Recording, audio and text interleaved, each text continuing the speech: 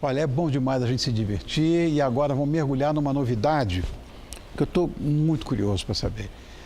E está agitando ainda mais o mundo animal. Aliás, é uma novidade animal mesmo. Você já pensou na possibilidade, presta atenção, de entender e reconhecer a voz dos animais? Adore já. Ô, rechonchuda, baleia, tá? Ela só deve falar baleiês. Procurando Nemo. Dory. Onde é que negócio é esse?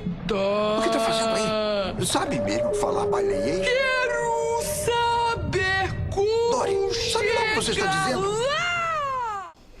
Que bonitinho, né? Baleiês. Veja só, uma equipe de pesquisadores da Unicamp, em colaboração com colegas dos laboratórios de História Natural, de anfíbios brasileiros, do Sistema de Informação, desenvolveu um software que identifica os animais pelo som emitido. Olha que sonho! Então nós vamos saber mais sobre essa história com a ajuda do biólogo e professor Luiz Felipe Toledo.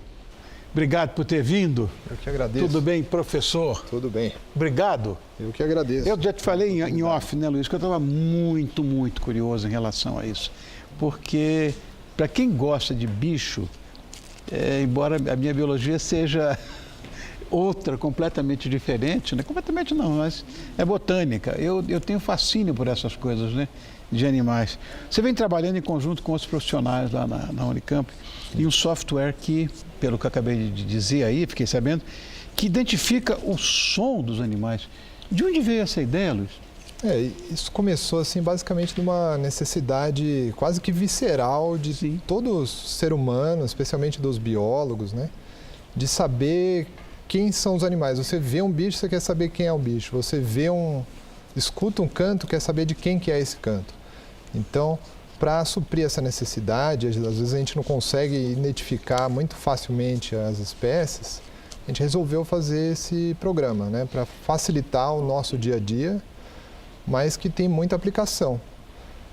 Serve tanto para os biólogos fazerem seus trabalhos científicos, mas tem muita aplicação na questão de consultoria ambiental, por exemplo. Sim. Pessoas que estão fazendo levantamento de fauna para licenciamento ambiental. Que legal.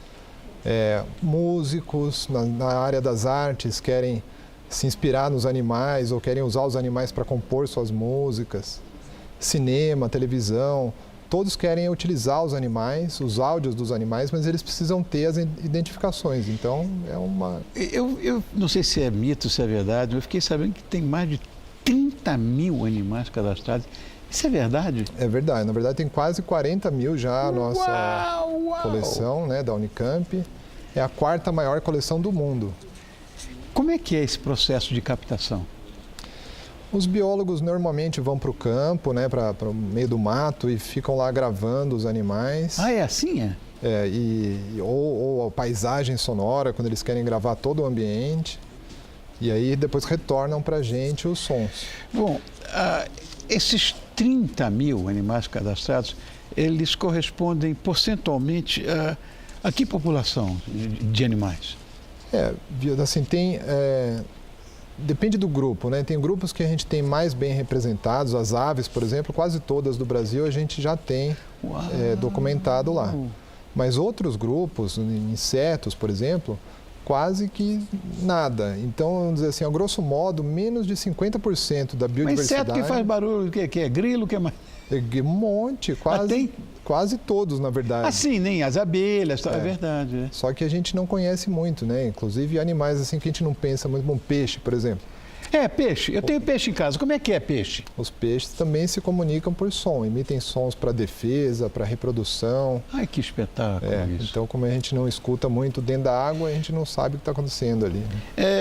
Bom, quer dizer que com os peixes, mesmo debaixo da água, vocês conseguiram captar isso debaixo da água, acho que com equipamento limpado, né? Em cima da água a gente tem um microfone normal, mas embaixo da água a gente usa um hidrofone. Hidrofone, que é um microfone para gravar. Tem a dificuldade que a gente não vê muitas vezes o que a gente está gravando, mas pode pôr o hidrofone lá e gravar. Agora você vai acabar com a minha ansiedade, Luiz, porque eu quero ver esse software que você trouxe. O software Vamos aqui, ver. né? Como é que funciona? Para a gente demonstrar como é que funciona. Então, uma pessoa qualquer pode gravar, tem interesse em saber qual é a espécie que está cantando no seu jardim, Tá. no seu arredor. Grava, não precisa ter um gravador profissional. Hoje em dia a gente pode usar até mesmo o celular para gravar, né? A tecnologia Hoje em dia fica mais fácil. está ajudando a gente. Depois que a pessoa gravou esse som, é só passar o arquivo para o computador, Tá. que por enquanto é uma plataforma que só funciona no computador. E aí a gente consegue, utilizando o software, fazer um reconhecimento da espécie, né? Mesmo Ai, que você não coisa saiba. doida. É. Então mostra alguma coisa para a gente aí, Luiz, vamos ver. Podemos ver aqui. Então, eu já trouxe aqui, né? Então, por exemplo, se você gravou esse animal.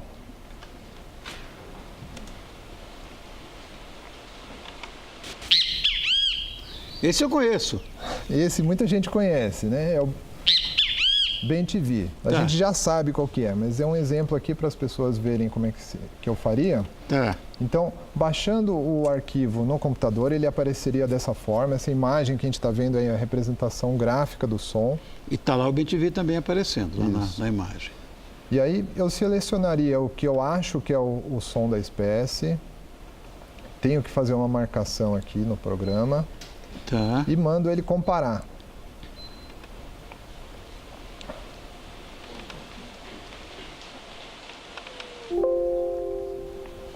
Ele analisa e compara o som que a gente tem com um banco de dados da da nossa coleção.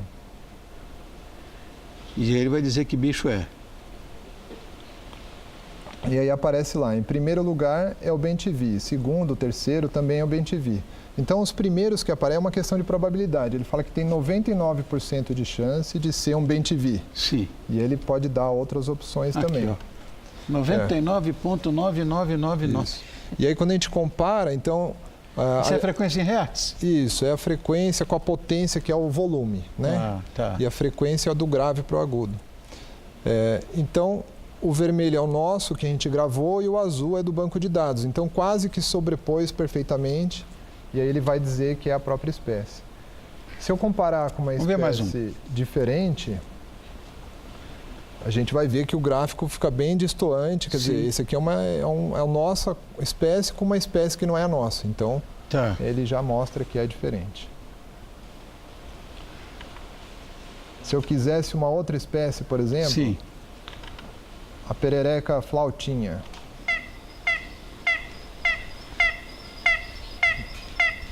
Parece aquele cornetinha da praia, né?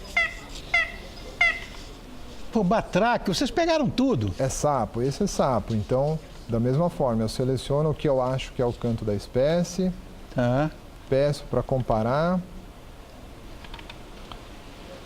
Segmentador. E ele vai analisar e daí já rapidamente já me disse lá com 88% de chance. Aplastodiscos, que deve ser ela. Isso, albocignatus. É um nome científico, né? Sim, claro. E aí o gráfico mostra pra gente que é ela mesma. E aí ele conseguiu reconhecer a espécie, né? Então a gente utiliza aquele banco de quase 40 mil gravações que a gente tem para fazer essas comparações, né? Sensacional isso aí. Não tem mais? Tem mais alguma coisa a mostrar? As pessoas podem contribuir também, né? Se elas estão gravando os animais, elas podem mandar as gravações. A gente vai cada vez tendo mais um arquivo maior para de repente conseguir representar mais a biodiversidade brasileira, né? Que é muito grande. Imagina, em pássaros, inclusive, né? Teve aquele Douglas Fish não conseguiu gravar o Irapuru. Pois é. Que só canta durante uma semana do ano, 2 vezes, aquelas coisas malucas, agora, né? Você imagina, a gente tem quase 50% da fauna brasileira não está gravada, a gente não sabe como é que eles cantam, vocalizam. Então, ainda exige um esforço grande da comunidade para conseguir resgatar esses sons, que alguns deles estão desaparecendo já, né? Te apresentar aqui, está difícil de tirar, mas vou te apresentar aqui o diretor, esse aqui é Eustáquio. Ele acabou de me falar o seguinte, que a produção tinha armado uma para mim. O que é que vocês armaram para mim? Eu vou ter que... Você vai soltar uns sons para eu adivinhar qual é o bicho. Ah, vocês vão soltar embaixo? Tá. Então solta que eu quero ver o que é. Vamos ver. Primeiro, estou vendo nada.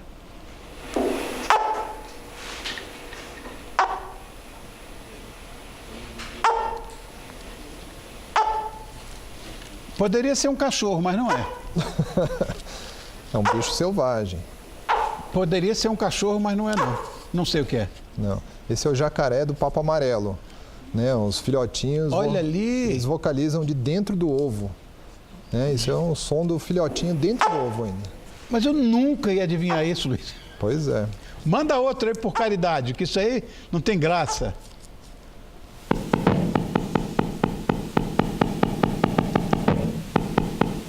Pica-pau? Não. Não? Esse é um peixe, né? O poraquê da Amazônia. Nossa! Meu Deus do céu! Com quantos volts esse aí está? É 1.500 volts. Barbaridade. Um poraquê, choque, olha ele aí, ó. Esse choque que ele dá É uma para barbaridade o choque do poraquê.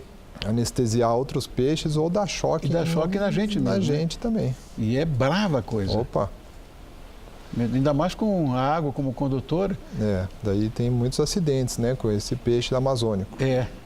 O poraquê é estudado isso no mundo inteiro. Tem mais um, né? Solta mais um, então vamos ver.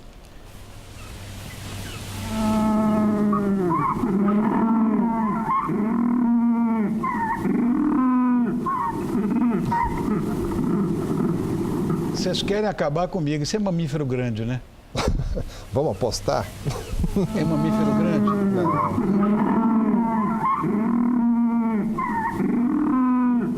Ah, socorro, não. O que é isso? Esse é o pinguim. É uma das... mas é um pinguim? É o pinguim de Humboldt, né? Uma das Pinguim espécies... de Humboldt. Mas olha, vou dizer, esse pinguim é um pinguim tenor, barítono, sei lá. Barítono baixo, olha. Olha que Inclusive, som. uma espécie ameaçada de extinção, inclusive. Ah, o pinguim de Humboldt. Passaram outro dia um documentário grande, inclusive, num desses canais a cabo, né? Eu estava vendo. Mas já estão tomando posições em relação ao pinguim de Humboldt, Sim, né? inclusive o ano passado ele até barrou uma mineradora que ia ser feita, então para proteger os pinguins foi evitado de ser construída. Agora, é verdade que as florestas hoje estão mais silenciosas? É verdade, então muitas espécies, né, estão se extinguindo ao longo do tempo pela nossa ocupação desordenada do planeta, é um problema sério e muito pouco comentado, e a gente consegue também detectar isso com as gravações dos animais. Por exemplo, quando a gente grava no mesmo local onde a gente tem gravações antigas, a gente consegue perceber que os animais não estão mais lá. Mesmo que a floresta esteja lá, mais ou menos, os animais já não estão lá. Então a gente está vendo um efeito que a gente está chamando de verão silencioso ou florestas silenciosas, né? Que tragédia. Nós temos isso aqui? Tem a comparação? Então, solta primeiro, vamos ver, a floresta como era antes, não é isso? Vamos ver.